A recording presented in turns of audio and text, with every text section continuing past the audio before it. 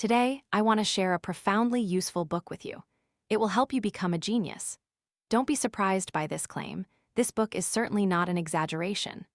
The book we're discussing today will genuinely provide you with answers, belief, and methods to transform from an ordinary person into someone extraordinary, outstanding in a specific field, or even a true master and expert in a certain skill. This is the book, Peak: Secrets from the New Science of Expertise, by Anders Ericsson, a Swedish psychologist and professor of psychology at Florida State University, and science writer Robert Poole. Let's delve into the contents of this book. We are not far from genius.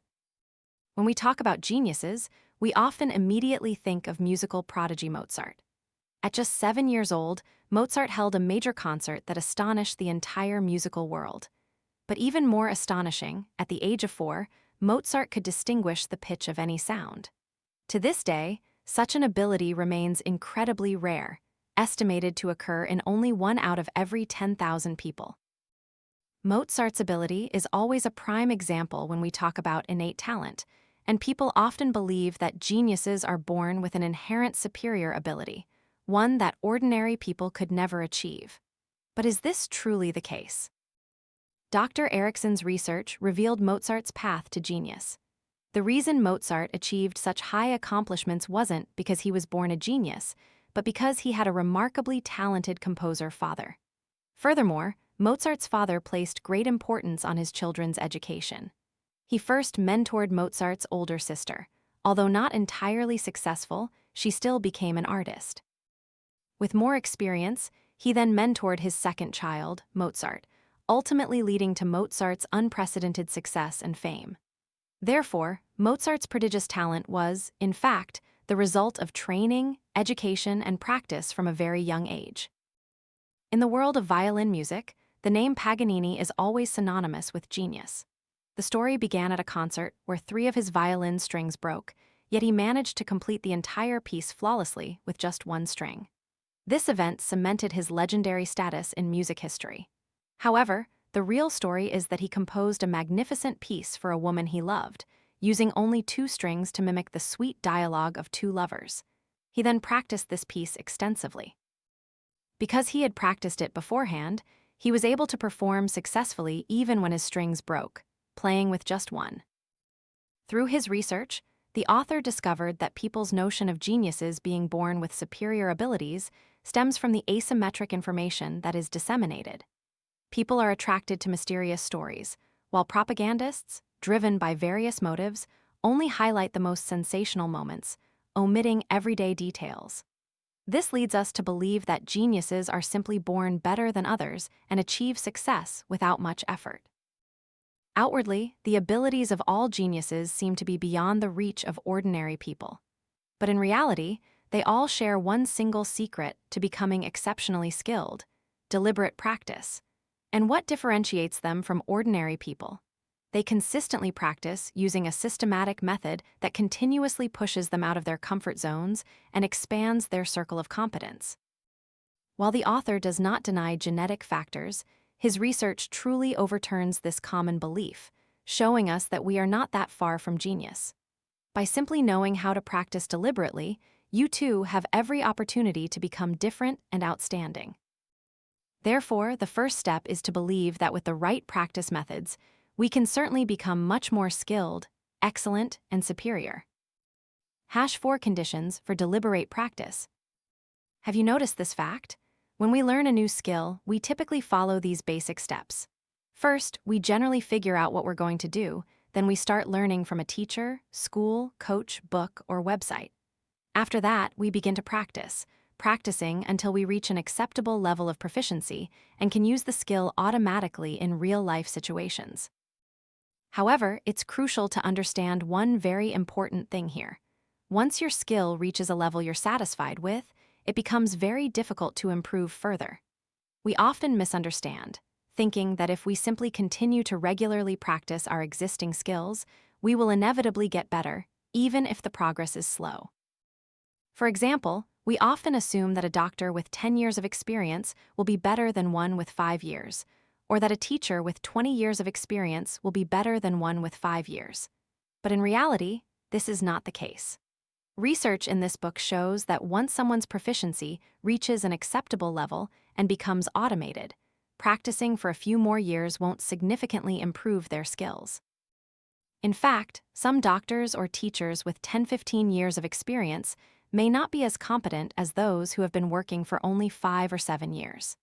This is because, if we don't deliberately intend to improve, the automated abilities and skills you practiced before will gradually deteriorate.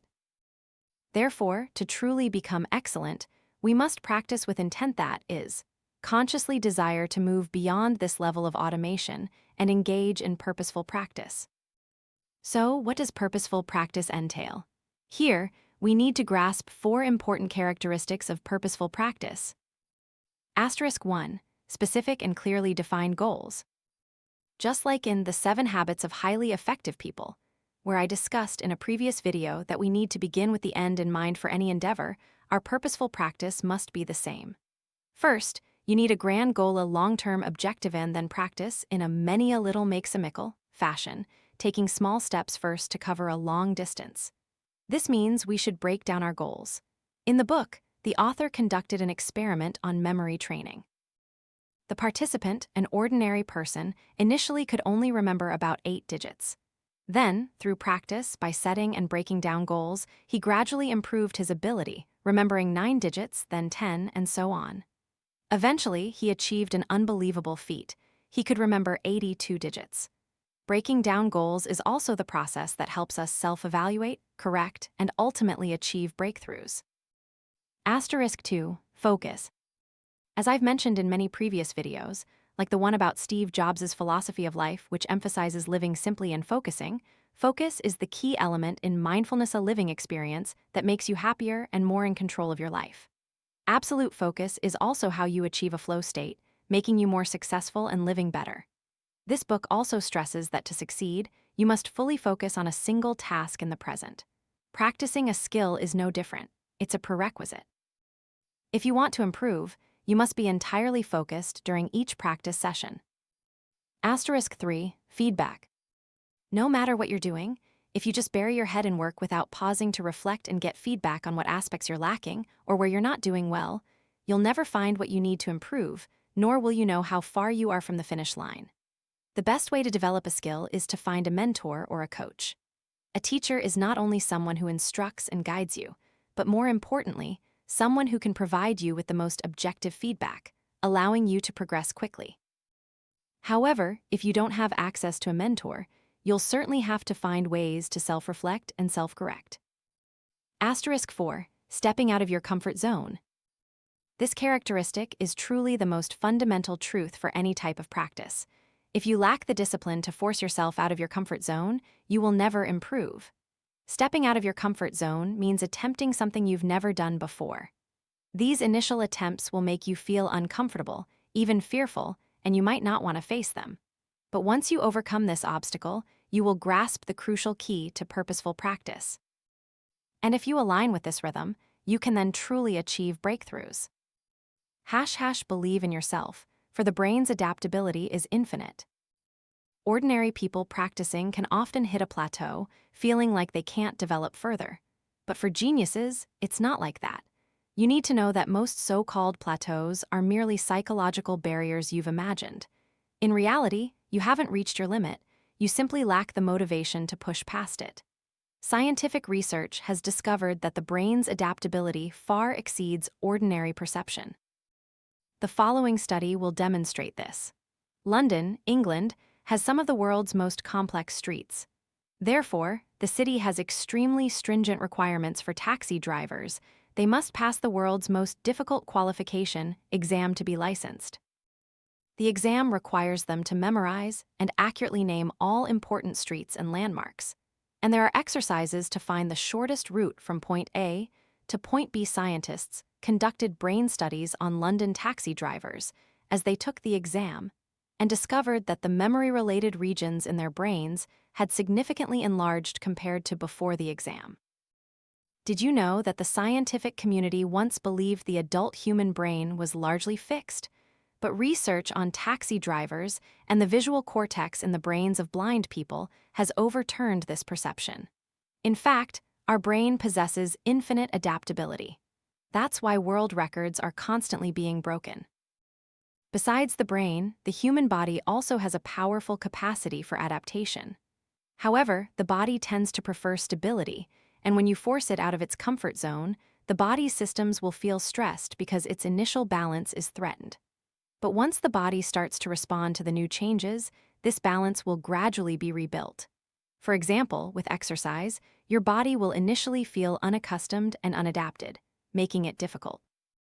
But if you continue exercising, your body will change in various ways to adapt. The greater the challenge, the stronger the transformation. The more you increase the difficulty of your exercises, the better results you will reap in terms of health, endurance, and physique. In summary, you need to understand that the brain's adaptability is infinite.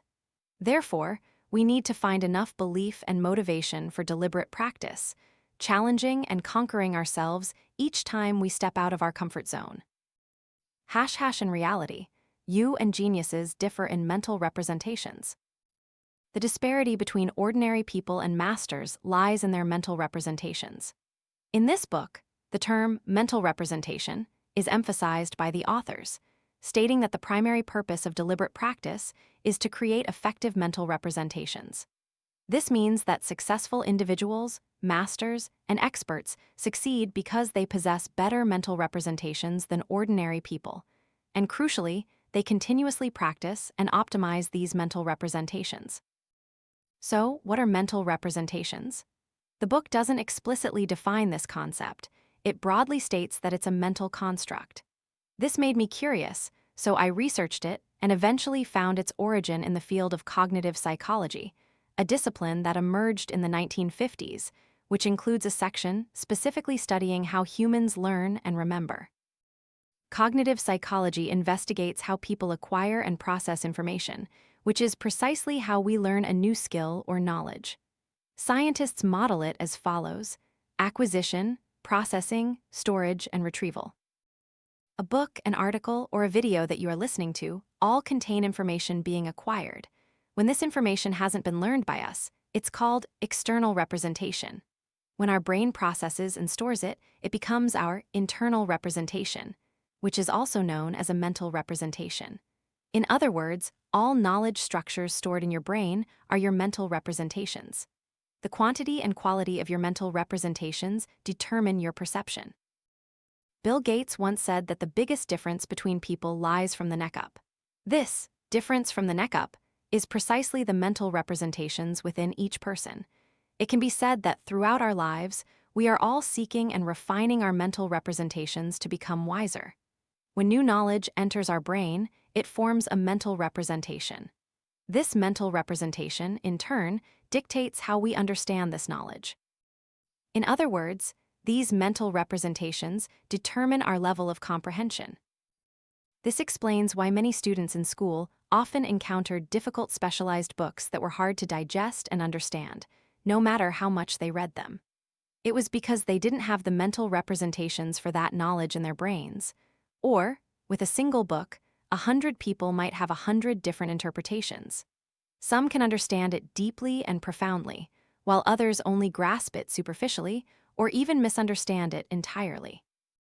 This is because each person's mental representations are different. Beyond helping us understand knowledge, mental representations also serve to filter new information. This means we filter information and retain what is based on our existing experience. More deeply, your perception determines whether you are willing to accept or reject new knowledge. This can lead to a more terrible consequence. Your brain can become closed off and stubborn. As stated in a book, our brain's operating mechanism is selective input. We can only hear what we like to hear, see what we like to see, and accept what we like to accept. This is why many readers fall into the trap of only reading books of genres they already like, or why some people work at something for over a decade but still fail to become excellent. This is because what already exists in your brain, if not continuously renewed, updated, enhanced, or deliberately practiced, will, in turn, become an obstacle on your own path to learning and developing knowledge and skills. Here, I'd like to quote Steve Jobs' insightful words, stay hungry, stay foolish. Always maintain a state of thirst for knowledge. Don't think you're already very smart. Don't limit yourself within your existing perceptions or experiences. We must continuously refine our mental representations. This is precisely the factor that helps you become talented, extraordinary, and superior. How to apply deliberate practice in life. The author has studied many successful cases of exceptional individuals and found that their path to excellence typically goes through 4 stages. You can apply these 4 stages in your own life. Stage 1, fostering interest. Exceptional individuals, even as young children exploring the world, were inspired and guided by parents, siblings, or relatives towards something. They would begin practicing it like a game. This is the initial step to igniting passion within them. What about us, who have already passed the stage of childhood? You can absolutely apply this with your children, as well as for yourself, by sparking interest in a skill or ability. And remember, all passions stem from things we genuinely love to do. Stage 2, becoming serious asterisk. Once you've found something you're interested in, you'll naturally embrace the training. At this stage, the support and encouragement of parents and teachers are crucial for a child's progress. For us, you need to find a mentor to constantly provide feedback. And as I mentioned earlier, if you don't have a mentor, you must find a way to provide self-feedback throughout your practice. Stage 3, full commitment asterisk. Generally, outstanding individuals invest heavily between the ages of 12-13 or 15-16. During this stage, they often seek out teachers and coaches to continuously improve and enhance their knowledge and skills. Sometimes, not only do they devote themselves wholeheartedly, but their families also invest significant money and emotional support alongside them. So, for ourselves, this stage is where you must dedicate all your energy, focus, and time to the task you want to improve. Stage 4, creative exploration. After you've reached the highest level of proficiency, you must begin to constantly innovate and create. It's like how we always need to cultivate new mental representations. In summary, remember these keywords. First, ignite your passion. Discover a task, skill, or ability that you truly love. Then, apply the 3S principle from this book: focus, feedback, and self-correction. Finally, always remember to asterisk stay hungry, stay foolish asterisk asterisk, continuously train, develop, and enrich your mental representations. May we all overcome stagnation on our chosen paths. And may you discover the most important endeavors for deliberate practice this year, becoming adept in your field or cultivating new abilities. Choosing the right effort is what truly gives it meaning.